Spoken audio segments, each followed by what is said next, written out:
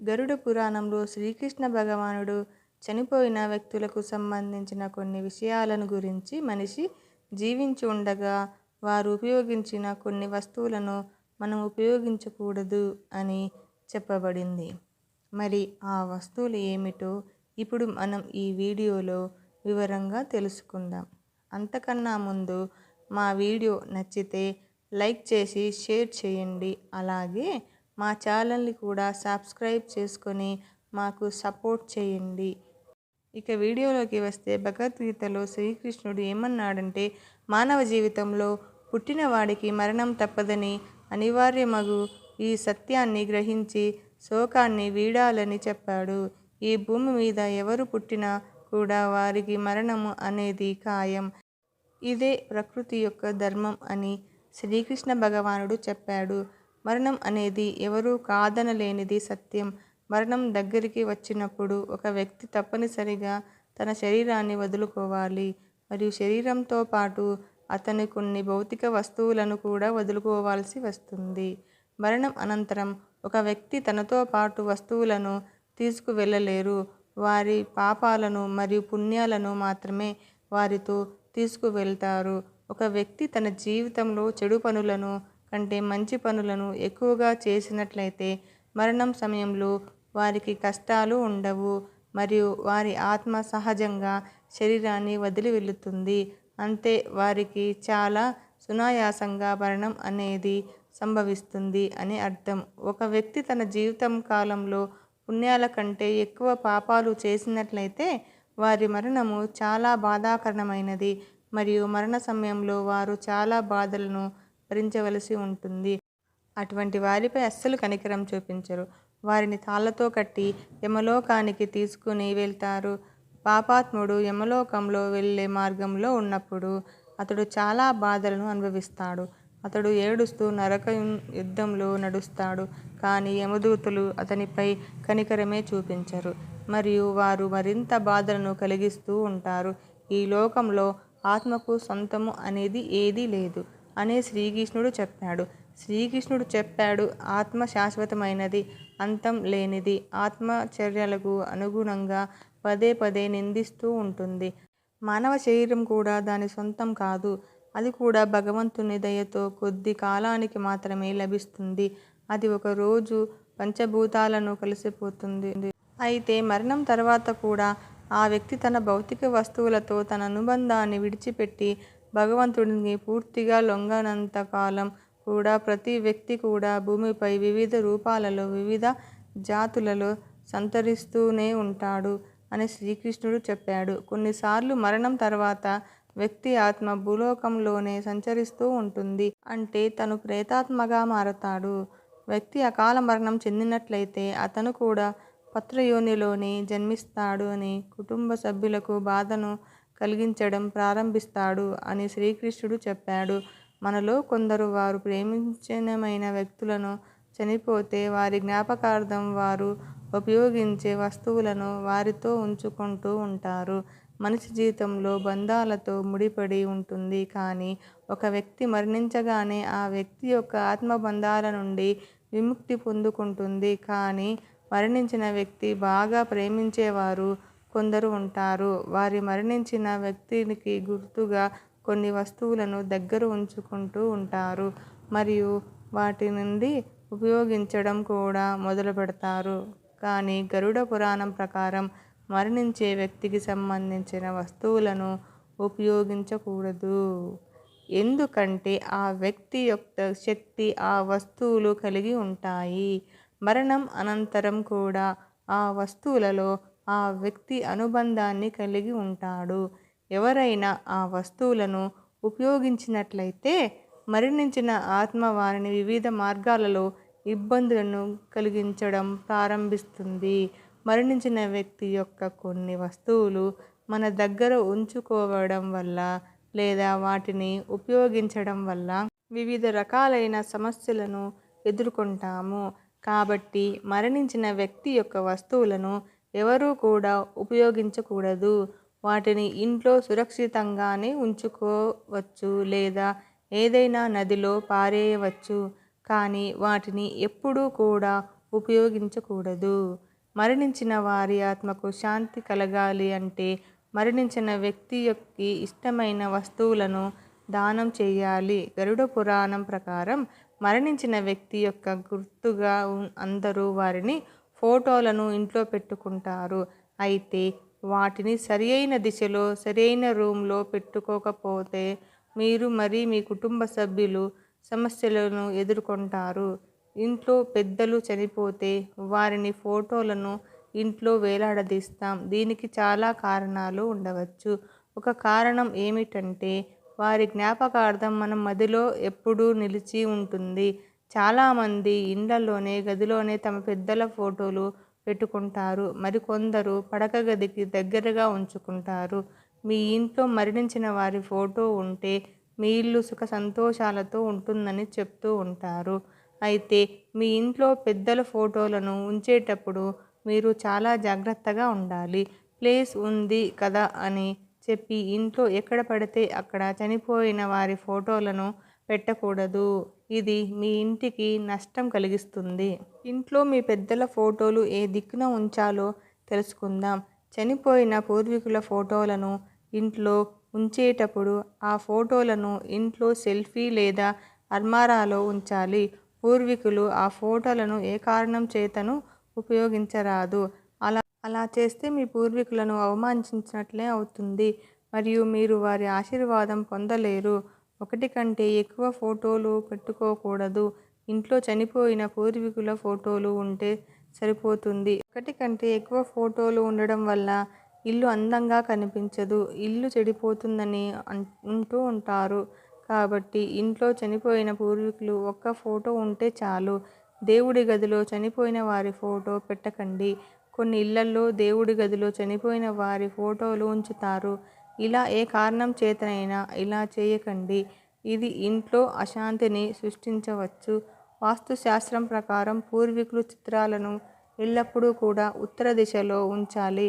చిత్రాలను ఉత్తర దిశలో ఉంచడం ద్వారా చిత్రం దక్షిణ దిశకు ఎదురుగా ఉంటుంది. ఎందుకంటే దక్షిణ దిశను పూర్వీకుల దిశగా పరిగణిస్తారు. అందుకే పూర్వీకుల చిత్రపటాలను దక్షిణాఫ్రికా ప్రతిమ ముఖంగా ఉంచాలి. స్టిల్ చిత్రాలను ఎట్టి పరిస్థితులలోనూ ఫోన్ కూడా దక్షిణ మరియు పడమర గోడలపై ఉంచకూడదు. స్టిల్ చిత్రాలను ఎట్టి పరిస్థితులలోనూ కూడా దక్షిణ మరియు పడమర గోడలపై ఉంచకూడదు. ఇలా చేయడం వల్ల ఇంటి సుఖ ఐశ్వర్యము చెడిపోతుంది. గరుడ పురాణం ప్రకారం మనిషి చనిపోయిన తర్వాత ఆ మనిషికి సంబంధించిన కొన్ని వస్తువులు అస్సలు ఉపయోగించకూడదు. వాటిలో మొదటిది బట్టలు. మరణించిన వ్యక్తి యొక్క బట్టలు ఇంటిలో వారు అస్సలు ధరించకూడదు. ఇలా చేయడం వల్ల మరణించిన వ్యక్తి యొక్క ఆత్మ తన ప్రియమైన వారిని గుర్తుంచుకుంటుంది. దానివల్ల మరణించిన వ్యక్తి యొక్క ఆత్మ తన బట్టలను ధరించిన వ్యక్తులను అంటే కుటుంబ సభ్యుల వెంట ఉంటుంది. వారికి మనశ్శాంతి దూరం చేస్తుంది. కాబట్టి మరణించిన వ్యక్తి యొక్క బట్టలను కుటుంబ సభ్యులు అస్సలు ఉపయోగించకూడదు. అలాగే మరణించిన వ్యక్తి యొక్క గడియారం ధరించినట్లయితే ఆ గడియారాన్ని కూడా ఇంటి సభ్యులు ఉపయోగించకూడదు. నిజానికి చనిపోయిన వ్యక్తి యొక్క మంచి మరియు చెడు సమయానికి సాక్షిగా అడిగారు. మరణించిన వ్యక్తి యొక్క వాచిని ఇంట్లో కుటుంబ సభ్యులు పొరపాటున కూడా ధరించకూడదు. అలా కాదని ధరిస్తే మరణించిన వ్యక్తి యొక్క జ్ఞాపకాలు కలలో మిమ్మల్ని వెంటాడుతూ ఉంటాయి. అలాగే చనిపోయిన వారి నగలు కూడా కుటుంబ సభ్యులు ఉపయోగించకూడదు అని గరుడ పురాణం చెప్తుంది. మనిషి జీవించి ఉన్నప్పుడు నగలపై ఎక్కువ ఆసక్తి పెంచుకుంటారు. వాటిపై గొప్ప అనుబంధాన్ని పెంచుకుంటారు. అలాంటి నగలను మరణించిన తర్వాత ఆ వ్యక్తి తనతో తీసుకుని వెళ్ళలేడు. దాని కారణంగా నగలపై ఆత్మకు ఎంతో కొంత ఆశ ఉంటుంది. అలాంటి నగలను కుటుంబ సభ్యులు ధరిస్తే వారికి సుఖం అనేది ఉండదు. మరణించిన వ్యక్తి యొక్క నగలు డైరెక్ట్గా కాకుండా వాటిని మళ్ళీ కొత్త బంగారంగా చేసి పూజించి వేసుకుంటే సరిపోతుంది. మరణించిన వారి నగలు మనవళ్లకు మనవరాళ్లకు ఇస్తూ ఉంటారు. అలాంటి వారు కూడా వాటిని మార్పించుకుని కొత్తవి చేయించుకుని ధరిస్తే మంచిది. అలాగే మరణించిన వ్యక్తి యొక్క దువ్వెన, పాదరక్షలు కూడా అస్సలు వాడకూడదు. వీటిని మనిషి యొక్క చెడు శక్తిగా దాగి ఉంటుంది.